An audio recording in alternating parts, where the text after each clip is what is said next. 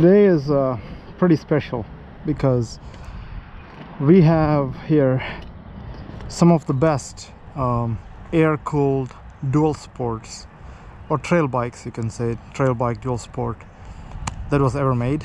You could also add a XR400R or a 200, but I think these two compete head to head, kind of.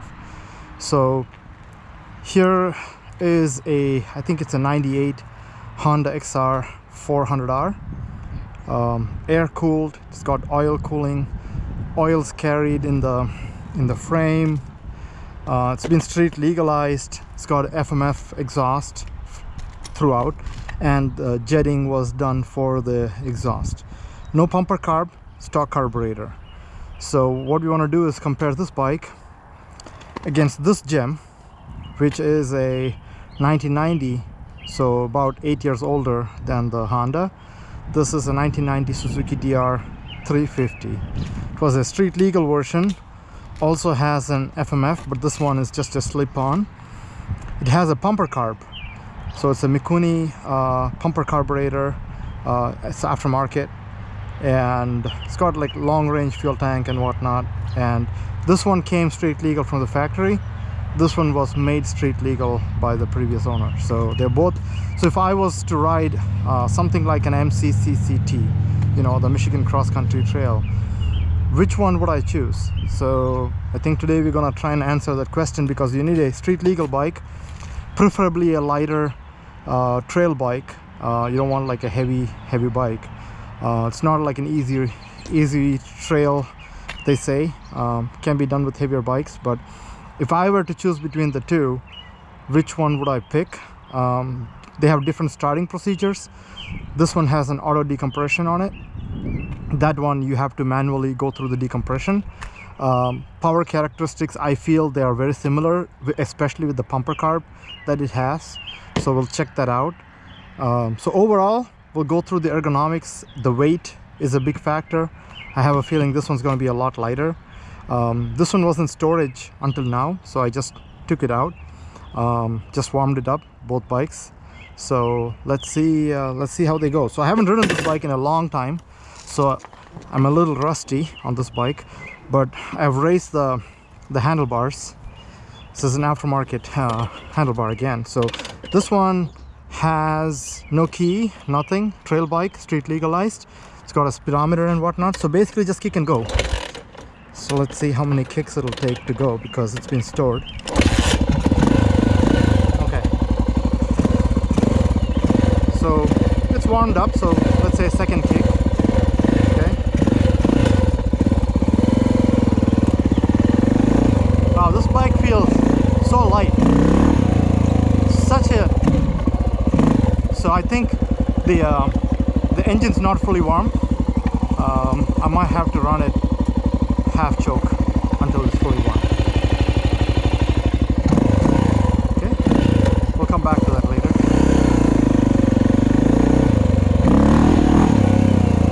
It has a lot of torque.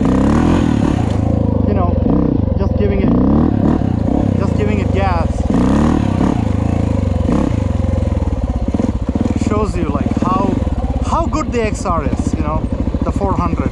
The first gear, so low. You can tell, you know, I'm like crawling. The balance on this bike is very good. It's very, very light. And I'm gonna complain as soon as I get on the 350. You'll hear me like complain about the weight. The torque is good. Suspension is very, very, very, very plush. Extremely plush. This is a stock suspension, nothing's been done to it. So first gear pretty light, low. Second gear now, I'm pretty sure I could make this hill look easy on second gear with the kind of torque. No clutch anywhere, no intentions of stalling. That was second gear.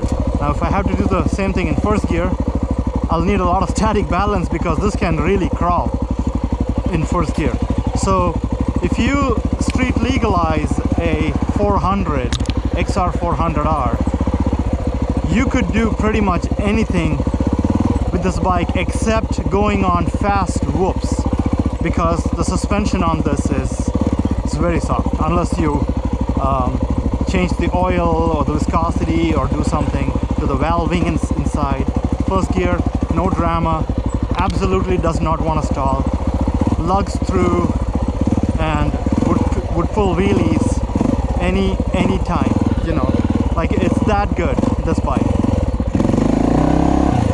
So if you want to go over logs, roots, you have zero drama. And with just a simple exhaust and jetting, it really wakes up this bike. People add pumper carburetor, you could do that too, you know, definitely possible. So let's see. Very easy. Suspension is extremely soft. Now what happens when you try to go fast? Suspension is going to be a weakness, okay, and my ability, definitely. This is third gear. I could pretty much ride third gear throughout. So I probably can ride my entire yard in third gear.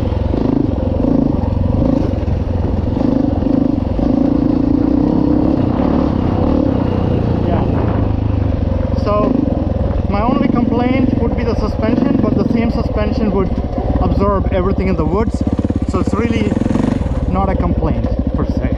So putting in second gear, still the front wheel will come up. That's second gear, the front wheel just popping up in second gear. So to give you an idea, it's that good because it's all torque. The torque is all down low, you know. So it's not going to rev out like the WR, but as a trail bike, I don't think you'll find a better alternative, especially because it's so easy to kickstart. It's got that decompression lever. So let me try putting it not in the half choke position.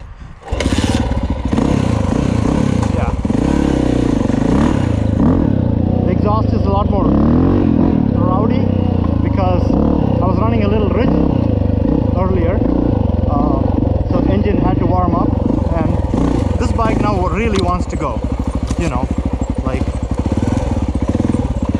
it wants to go. It has a lot of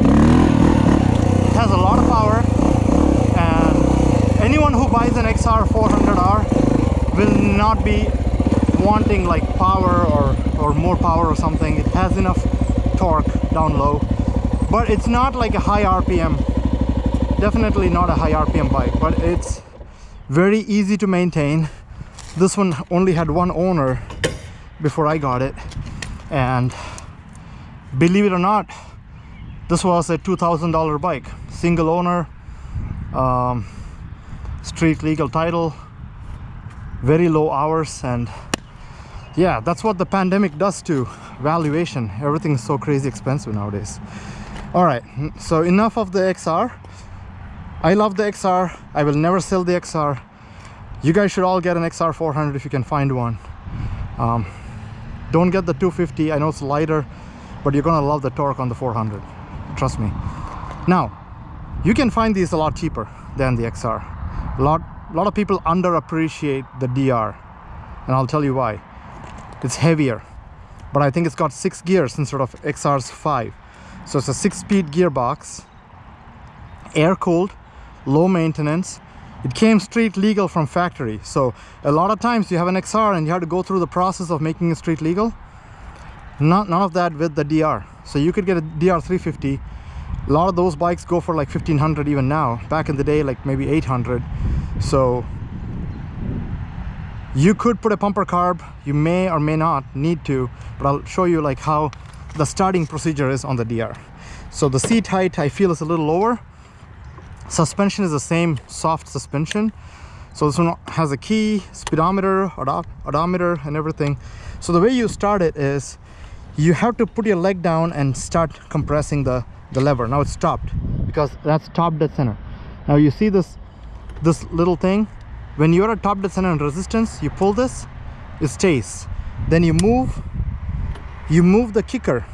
As soon as you move the kicker, when it comes back to top dead center, this will go back, and that means you are now at top dead center. So I'll show that one more time. So now I'm at TDC.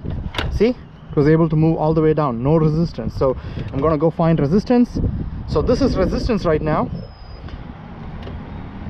I'm gonna leave that in that position.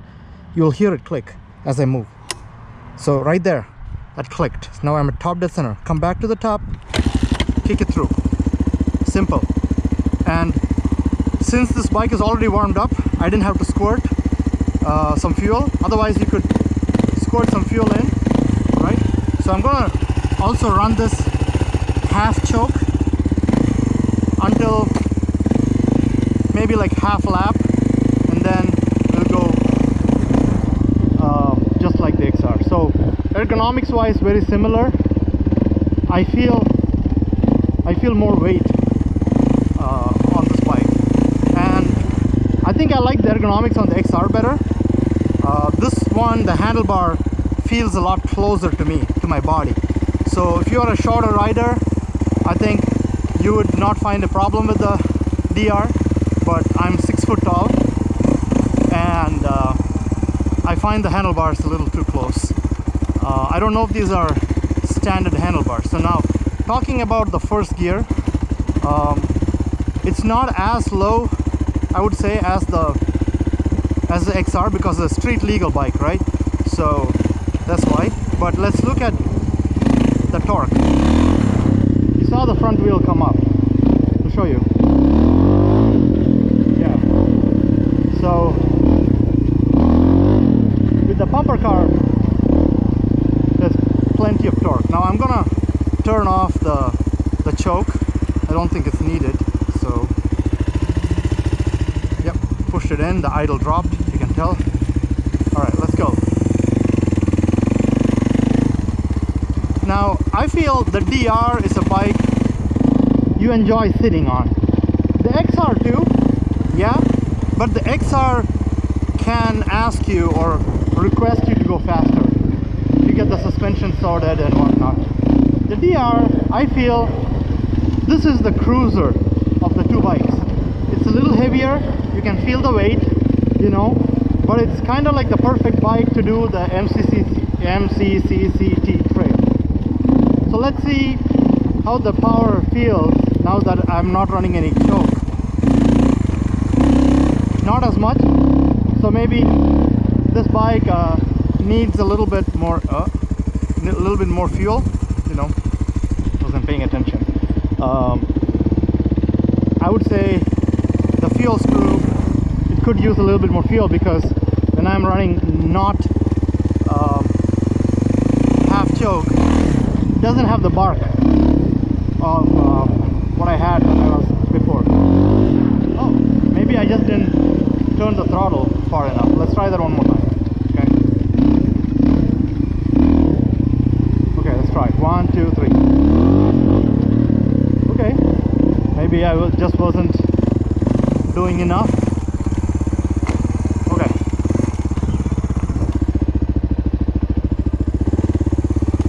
One sec. Verno. Okay. So that's my wife telling me it's time to go out. So I want to do the trail. Not necessarily the trail, but just to show you how easy it is to climb. It's very effortless. Now let's do that in second gear. I feel it's gonna struggle a little bit in second because of the gearing, but this is exactly the gearing you want on the street. So there you go. I stalled and had to lay the bike down.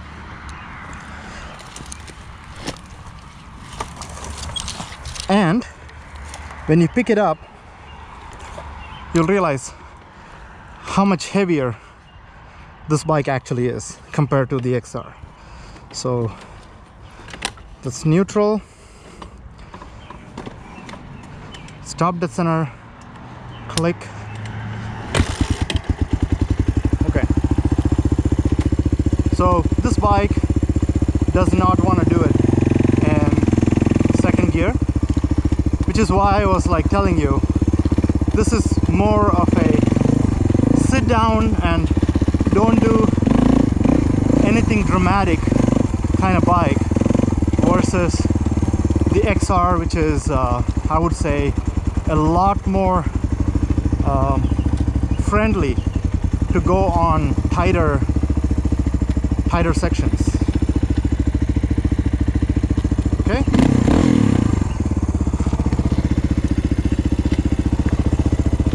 all right, so that's pretty much the conclusion. You can have an air-cooled XR400, air-cooled DR. XR slider. Power-wise, I feel XR has more power, even with the pumper carb. XR does not have the pumper carb. With just jetting and an FMF, XR makes more power. Period. I can feel it. Maybe because it's also lighter. So I would rather get the XR, street legalize it, and ride it, but it got 5 gears. If you're going to do a lot more street riding, I would say get the DR. But if you already have the DR, then I think no big deal. But if you have an XR and you're thinking about street legalization, I would say it's definitely worth it. You can do the MCCCT trail with this bike. So it's probably like light, efficient, air cooled. Even if you fall down, nothing's gonna break on it. And yeah, I think the XR wins hands down. By far, it's a better bike. Suspension wise, tunable suspension, more power, lighter. The only problem is not street legal from factory. So there you go. That's the video for today.